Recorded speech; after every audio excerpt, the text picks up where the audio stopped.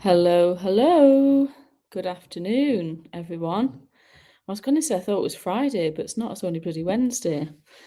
How are you all? Welcome back to episode 3 of the business series. For those who don't know what today's topic is on, we're going to be talking about why you guys are flat out, fully booked, working long days, and still wondering why the money doesn't match the effort. And we hear that a lot. So that is what we're going to be talking about today. So groomers, walkers, trainers, daycares, boarders. If your diary's full, but you're still not paying yourself properly and it feels difficult, then this is the episode for you. But before I get into the nitty gritty of that, I'm just going to do my usual admin. If you can hear any noise in the background, that is my delightful Frenchie making those noises because she's rolling around on her back. So if you just ignore that, if you can't hear it, it is not me, it is the Frenchie. So just bear with me 1 second, guys. And like I said, we hear quite a bit in businesses where people always say, I'm fully booked, I can't squeeze any more clients in.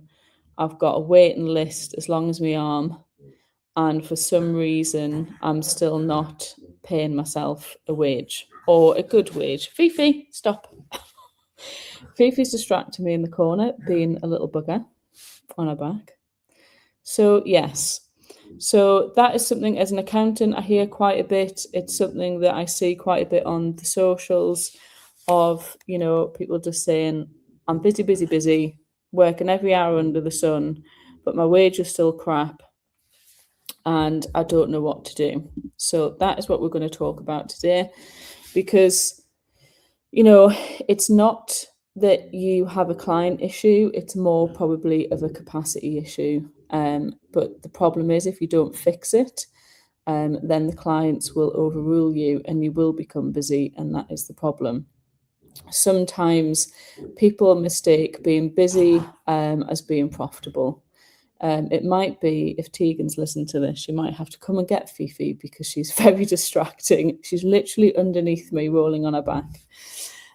So we're going to go through why a full diary can still make you feel like you've got no money, what an appointment slot's actually worth to you guys, and how not doing it properly can leak money, and also how we can design a better diary. So that's what we're going to go through today.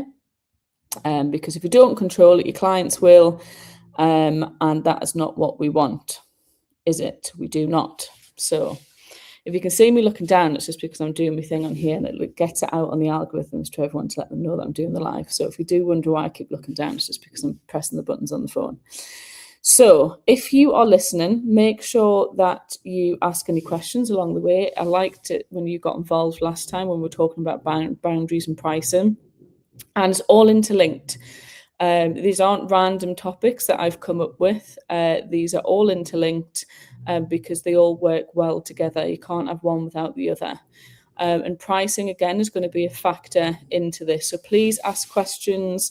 Let us know if you do this or if you understand what I'm saying or if you feel like that you are running at capacity but you don't seem to be paying yourself much, then please let me know and put it in the comments. So just let us know, because busy and being financially secure are two very different things. And hopefully Fifi will calm down in a second because she's very distracting, guys, but I think she's going to give up. So what I found, obviously, for those of you who don't know, I'm one half of the pet accountant, so we deal with a lot of pet businesses varying in size from turnovers of 15 grand to turnovers of 7 figures. So we see it from all angles. And I think the main thing that I see from you guys, and to be honest, I was guilty of it as well when I started the pet accountant, is we always say yes to everybody. And that could be like last minute requests, squeezing someone in, yes to longer days because someone might ring and go, I don't suppose you mind just getting fluffy in quickly. I know it's like 6:30 and you finish, but do you mind? And we all have a tendency to say yes. And you almost feel like you're providing a really good customer service because you've said yes, you've squeezed them in, or you've said yes to a last minute request. But unfortunately, and this is where it ties in with the other topics that we spoke about, is that it then doesn't strengthen your boundaries, okay? Because from a numbers side, when your prices are low, your boundaries are weak, the only thing left to grow is the amount of hours that you work, because that's the only thing that you can put in. There's a last minute request or squeezing someone in or working that extra hour. And unfortunately, that's where people get mixed up with being busy and being profitable, because it's not the same thing. It's not growth. So you probably find yourself a bit of on a treadmill is a really good analogy that I can sort of put on for this. And because you're burning energy constantly, but you ain't going anywhere. Okay, so that, imagine yourself on a treadmill when you're doing this, is yes, you're moving, but we ain't going anywhere. And you've got to realize, guys, that your capacity is finite, your time is finite, and your energy is finite. So, you need to decide how your diary is going to work for you. Otherwise, it'll work the other way around. And that's where we're going to chat about today, because like I said, a lot of clients we speak to, a lot of people that we see on the groups, is that they're just trying to put in extra hours without getting the boundaries right and without getting the pricing right. Because if you haven't got the pricing right and you're working an extra 10 hours, you're going to be exhausted, but your profit margins are going to be exactly the same. So all you're going to be doing is burning yourself out quicker by squeezing those extra clients in. And again, this is where you've got to become strict with your diary. And that's where the pricing comes into play, where the boundaries comes into play, and where this capacity issue comes into play. Because if you can get all those in sync with each other, you'll be working less hours, but your profit margins will be bigger, and therefore you will be a much happier person, and you're not going to be a zombie by the end of the day, and you're not going to be working 7 days a week. I know a lot of groomers that squeeze people in, a lot of trainers, or even like daycares where people try and stretch it and go, oh, can you just have them for another few hours? Well, that few hours is your time. So, and again, guys, if you've got any questions or it kind of feels familiar, then please put it in the comments, because it would be good to know. Or if you've got any ideas or anything that you guys have implemented that helps with it, it's always good to put in the comments, because other people can look at it as well, because they're on the same journey. So please don't be shy. There's a few of you watching. Put some comments in, and we can have a discussion about it. So I want you to start thinking about your diary differently, okay?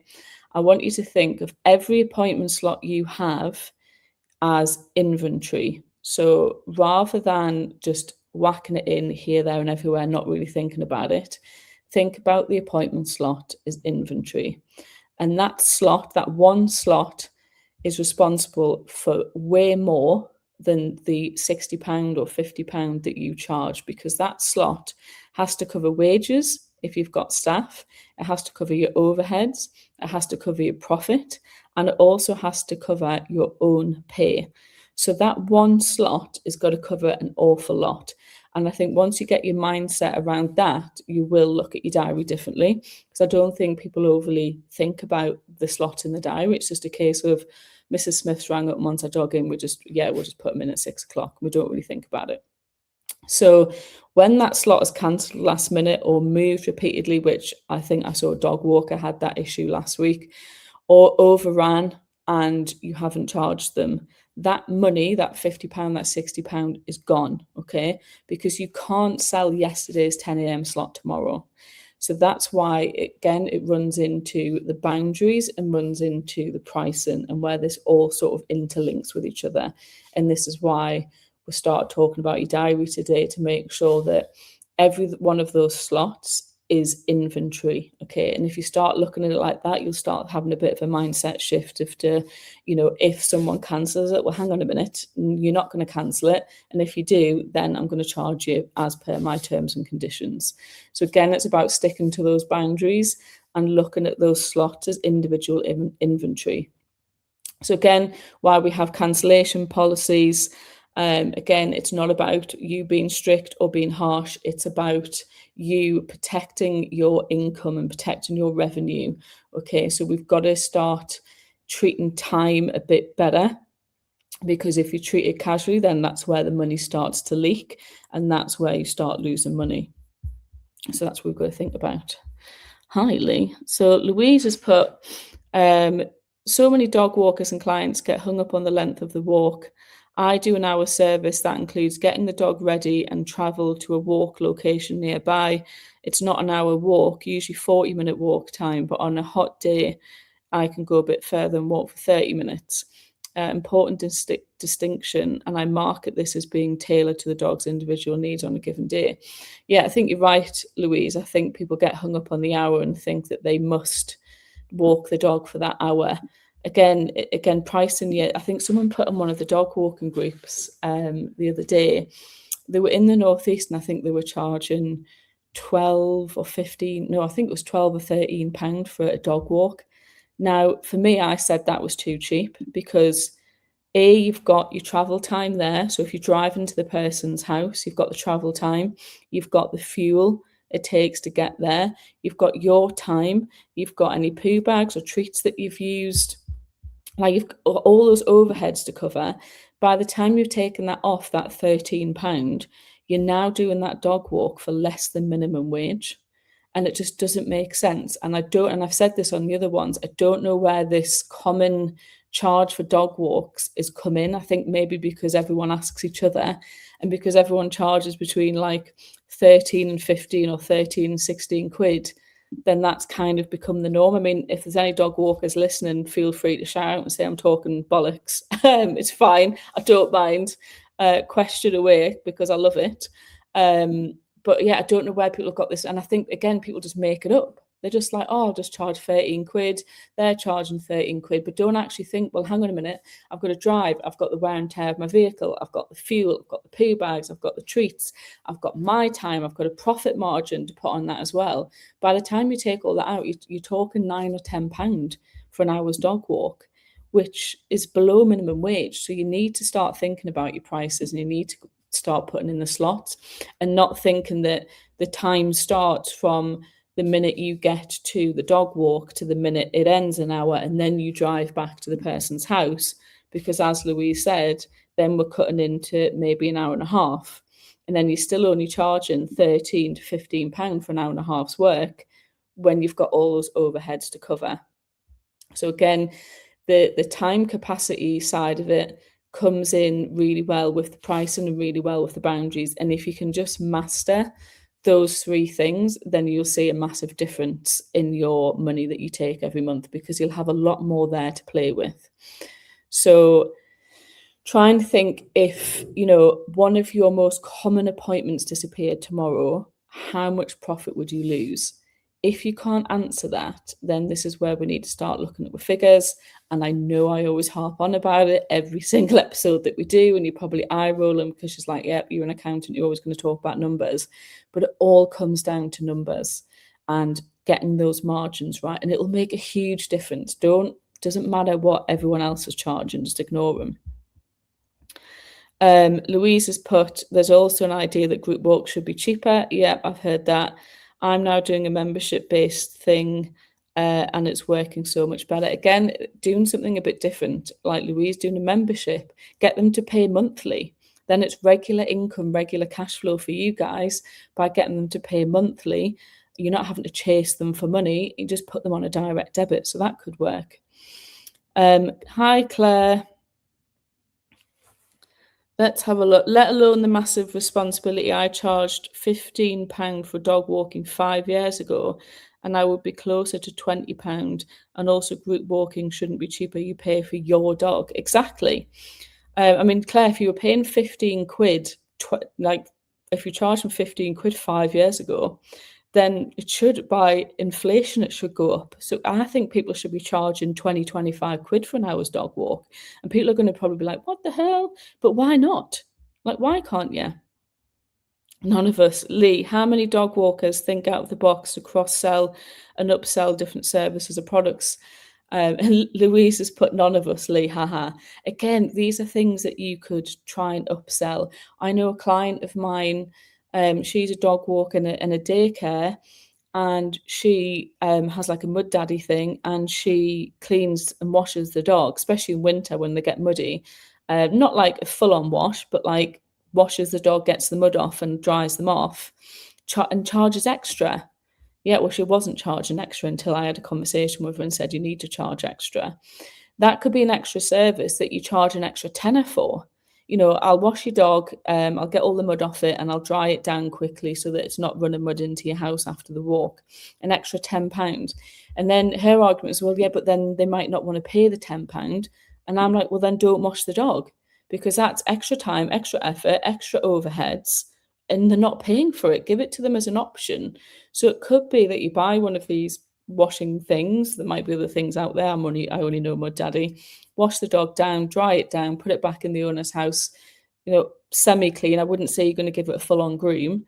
Charge an extra 10 quid. If that was me and little Frank was going out in the depths of winter getting covered in crap, and the dog walker said, oh, Vicky, an extra 10 and I'll clean him up, I'd pay it. And again, if they don't want to pay it, they don't pay it. It's not then costing you any extra. So like Lee said, think of stuff that you can do that is going to charge extra, because again, from a dog walking perspective, linking back to the diary, there's only so many hours in a day. If you're one person, there's only so many dog walks you can do in a day. Yes, you can do group walks, which obviously then you get more money that way. But unless you're doing like 6 or 7 group walks a day, how are you making that extra income? How are you going to grow? Because like I said, there's only so many hours in the day. Same with the dog groomers. You can only dog groom or train so many dogs in a day. So how are you going to get that extra income? We've got to start thinking outside the box. Think about what your USP is. And we see all the time, but there's 17 dog walkers opened up in my area. Or I think there was one recently with a dog groomer that said a new dog room has opened up. She's charging 20 quid for a dog room with free teeth cleaning. It's not going to be sustainable, so she'll go out of business within 6 months, so don't worry. B, if the clients leave to go and get their dog groomed for 20 quid, they're not the right clients for you anyway. And again, this goes back to the boundaries. Don't worry if someone's charged 20 quid down the road, because then this client was like, oh, well, I'll start introducing like pick up and drop offs, so it makes it easier. So then they might come back to my salon. If they want to go somewhere else and pay 20 quid, it doesn't matter what you introduce, they're going to go somewhere else because it's cheaper. We don't want those clients. Yeah, we don't want them, so just let them go. Plus, that person that's charging 20 quid for a dog room plus free teeth cleaning can only do so many in a day. And also, unless they're a millionaire and doing it for shits and giggles, is going to go out of business fairly soon. So don't worry about it. Tegan's put the same goes for dog groomers. Yeah, monthly in advance, holidays built in, no cancellation fees or holiday retainers. Pricing should be assessed and calculated on an individual basis, exactly, which is what we discussed a couple of weeks ago. Everyone's circumstances are different, but too many people compare and price match. And again, this is what we went into last week, and we are going off tangent slightly, but don't copy other people's prices. If you take anything from these 3 podcasts, that is one. Do not copy everybody else's prices. Work on your own numbers, your own profit that you want to make, the salary that you want to make. Because again, going back to the diary, one of the biggest myths is if I just get more clients, things are going to improve. If I just get 10 more clients, or if I just get 20 more clients, or I fill my books, if I work that extra hour and take on 10 more clients, then everything's going to be fine. But then you don't factor in that's more admin, that's more rescheduling, that's more boundaries being pushed and more stress. Okay. And from an accountant's point of view, low margin businesses will suffer when they grow because you're getting more clients with 0 margin. So all you're doing then is working harder and working more hours and not getting any more money because everything else has stayed the same. Okay. So that will just magnify whatever is the issue in the first place.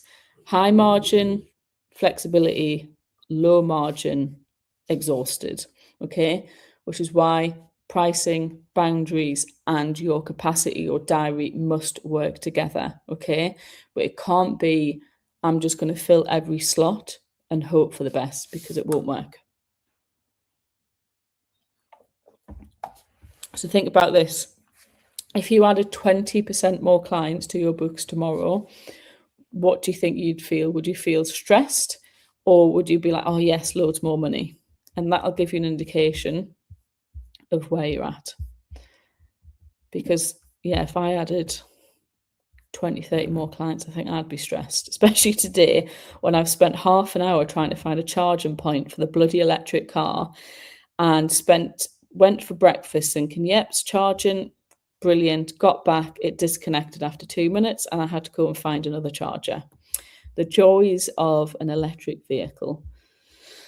From Lee, the healthier your margins, the more your business can cope with market trend squeezes. Yeah, and again, people always say January's tough for groomers. Certain times of the month, like winter or summer holidays for dog walkers, because people tend to be off, and they walk their own dogs. So again, you've got to think, get your money right, and then you can structure it better to cope for the times that you know are going to dip slightly. Louise has put stress purely for the amount of extra admin, but there we go. And this is what I said before about the extra admin. It's not a case of just filling that slot. You've got to get all the numbers and everything else right first. Otherwise, all you're going to do is add to the pain. So you've got to look at your diary, okay?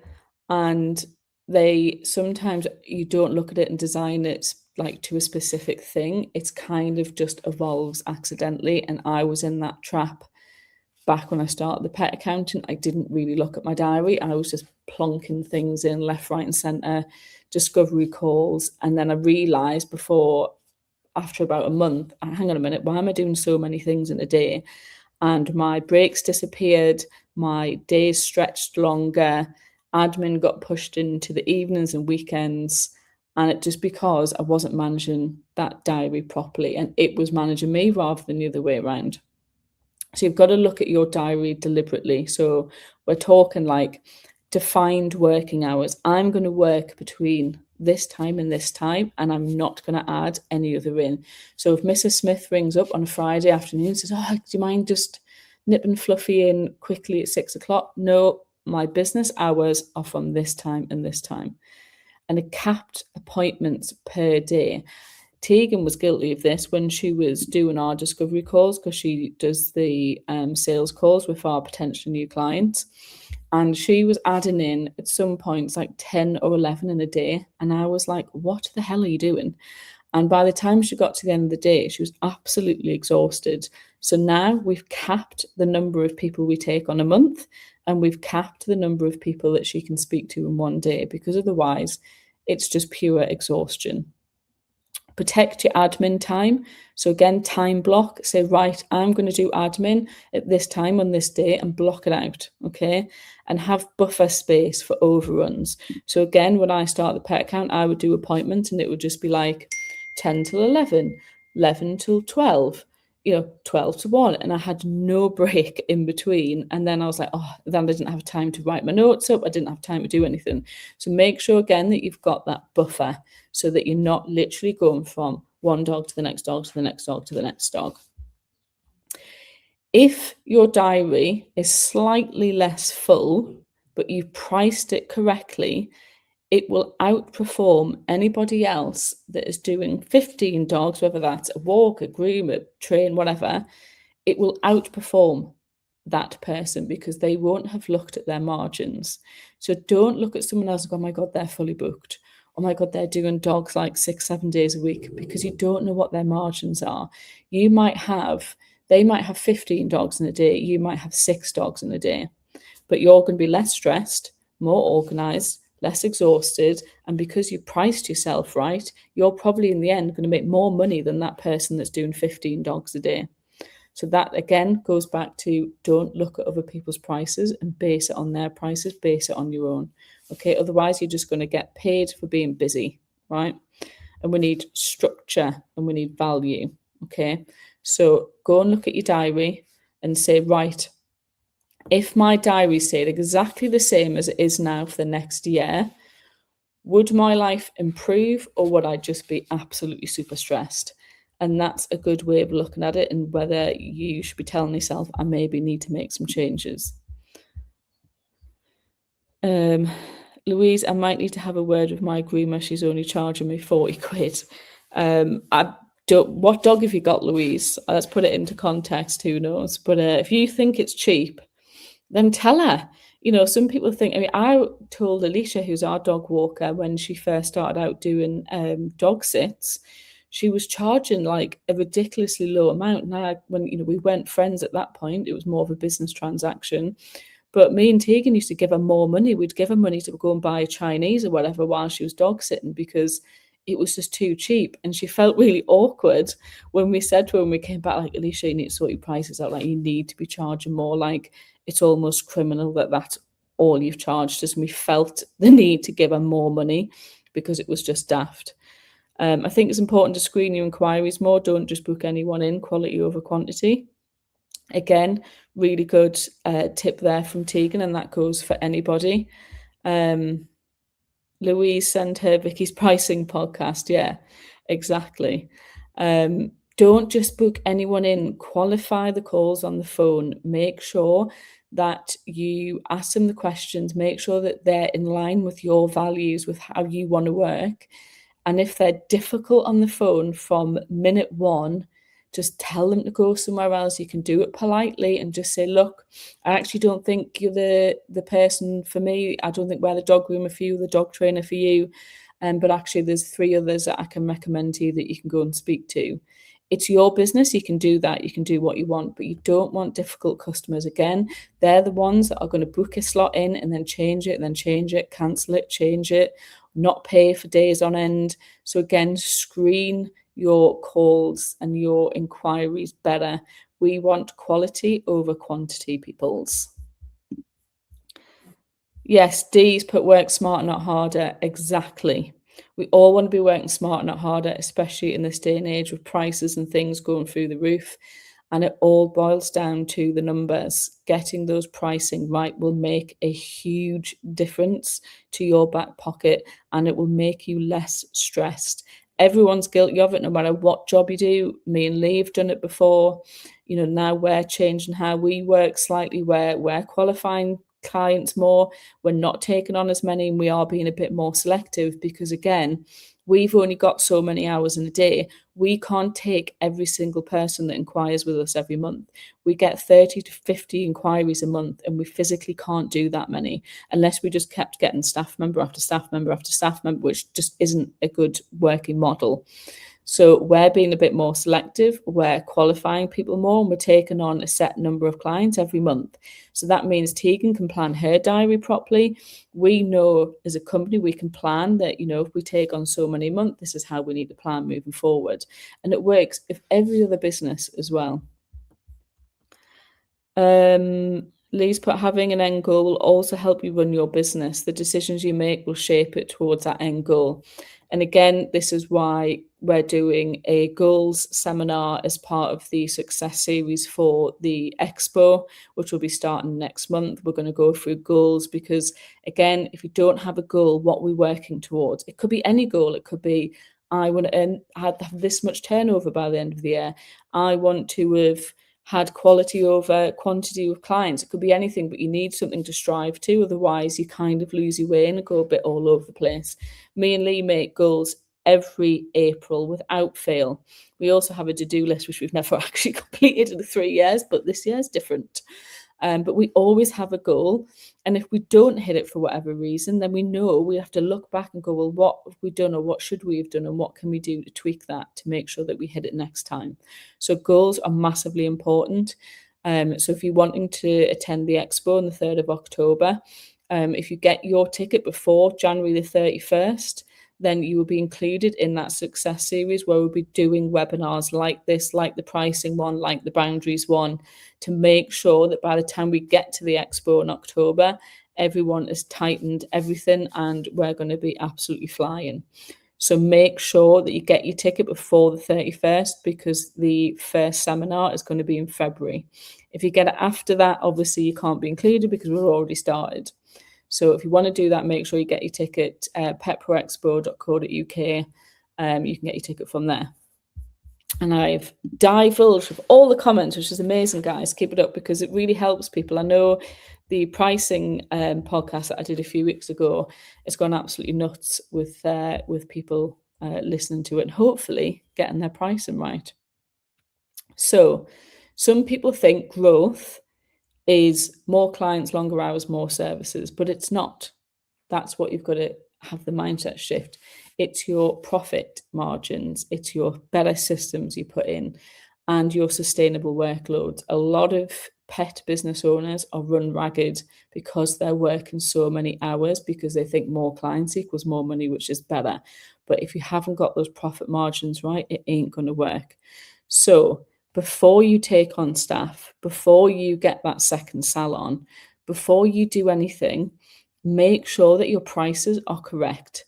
Make sure that your boundaries are in play and they're enforced, and make sure that the capacity you have is actually profitable. Because again, we see so many people that have a second salon or get another staff member in, or hire a subcontractor to do extra dog walks because they think that that's the answer, because I can just get more dogs in.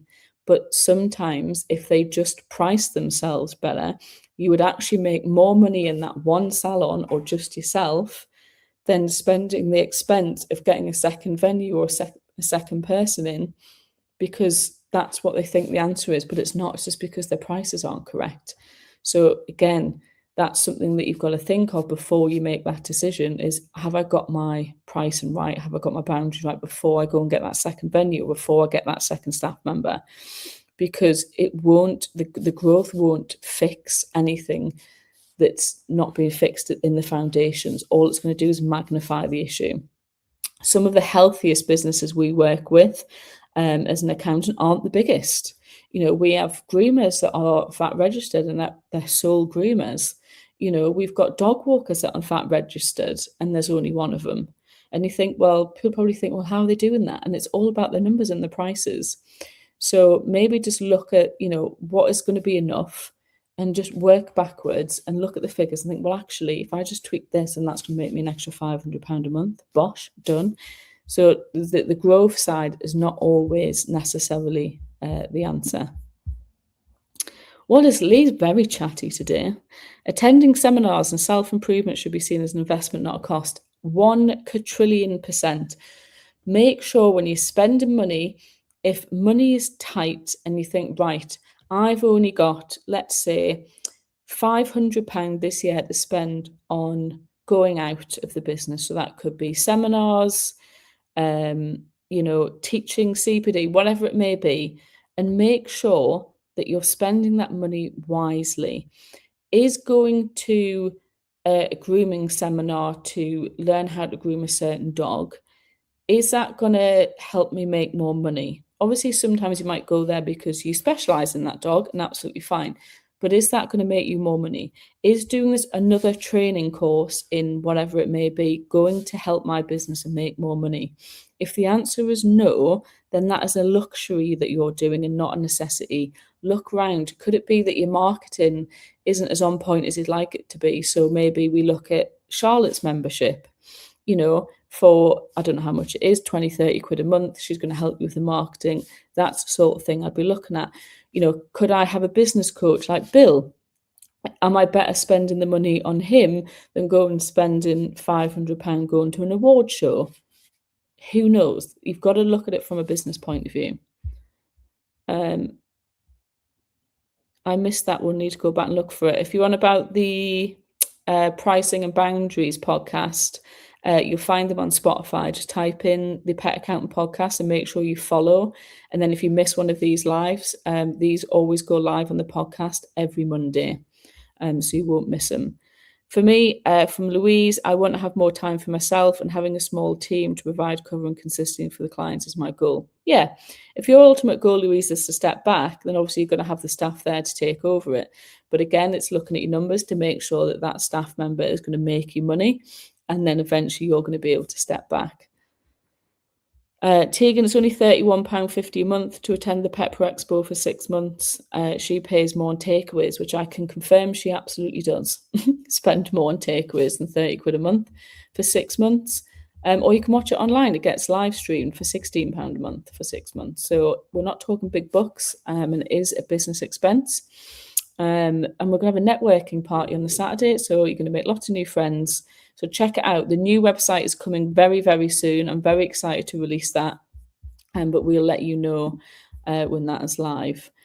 So let's just remember before I wrap this up, when you price yourself correctly, you enforce the boundaries, you design your diary capacity deliberately, you're going to start controlling your business more, which means you're going to start controlling the money more, which means you're going to have more money in your back pocket, which is the ultimate goal. And also you're going to have a sustainable business. The ones that pop up and charge £20 for a groom or £5 to walk your dog, they will not last. Okay, unless they've got a millionaire husband or wife or whatever, then maybe, but they won't last because it's not sustainable. So just stay in your lane, ignore everybody else. And it doesn't matter if they pop up, and if your clients leave and go to them down the road for £20, then just let them go. As Mel Robbins says, let them. It's my new quote of the year, just let them crack on. So homework is for this week is to go and look at your diary, and let's try and make one change to protect your capacity, and so you're not working 50 hours a day, 7 days a week. All right, so that is your homework for today. And we will be back. I say we, there's only me. I will be back next week, a lot less stressed because the tax year ends in 3 days. So if you haven't submitted your tax return, please make sure you do it well in advance of the 31st, because you have to submit and pay your tax bill by the 31st. So if you pay it on the 31st, it takes 3 or 4 days to clear. You will get a late filing penalty. So make sure, I'd be doing it now. Don't leave it any later. You've got until 31st. And then the next deadline will be April for the end of the 25-26 tax year, and the fun starts again. So we've got February, March to have some fun. We'll be doing more of these podcasts. I'm going to be doing the success series webinars with the expo attendees. So we're going to get down with that. And we will be at Crufts as well, as usual, for the 4th year, I think, 4th or 5th year. We'll be at Crufts, Hall 1, stand 72. We're sort of like plonked in the middle. So make sure that you come and say hello. We'll always have a bit of Prosecco and a bit of No Secco there. If you want to come and have a little cheeky glass of fizz with us and say hello. If you're a client, come and say hello. If you're not a client, come and say hello. And it'd be nice to see everyone. Louise has put, yes, boss, I will. This has been extremely helpful. Thank you. You're welcome, Louise. Debbie's put, I've just refused my first ever dog in 6 years. I feel amazing, working smarter, not harder. Exactly, Debbie. Go, Debbie. Everyone, look at Debbie's comment if you're listening. Debbie has refused her first ever dog in 6 years. Well done, Debbie. We don't want nightmare clients. That's what we don't want. Will I actually own? When do I pay it? Claire, on the bottom of your tax return document, it tells you how much it is, and you need to pay it now to make sure that it clears in time. As soon as I get off this live, I will check for you, and I will drop you an email or a message just to let you know. Emily, yes, see you at Crufts. So yes, fabulous. Please, please, please do the homework. At the end of these last 3 webinars, I've given you some homework to do, so please do it, and then let me know how much it's changed after the month's end. And if you haven't got your expo ticket, it's still 3 days to be involved in the success series, where we'll be doing webinars like this, but in a bit more detail. And we'll be holding everyone accountable to getting the shit done that we do in the webinar in time for October, when we can have the networking party and have a few drinks and meet some amazing speakers. So make sure you don't miss out on that. You can pay monthly, so you can spread the cost out. You just got to let us know. And Emily, I hope you're wearing the doggy dungarees, as Tegan said. But no, thank you guys. I hope you enjoyed watching it. This will go live on the podcast on Monday. So spread it far and wide. If you've got any friends that you think would value listening to it, especially the pricing one. I'm glad, Debbie. Do it. I'm proud of you, Debbie. We'll do a next one next week. I don't know what I'm going to do next week. Maybe something around clients, and we'll see what comes up. But I will look forward to seeing you next week, less stressed and in Crufts mode. And yeah, we'll see you all next week. Have fun, make lots of money, keep those receipts, and we'll see you next week. And yeah, bye guys. Have fun.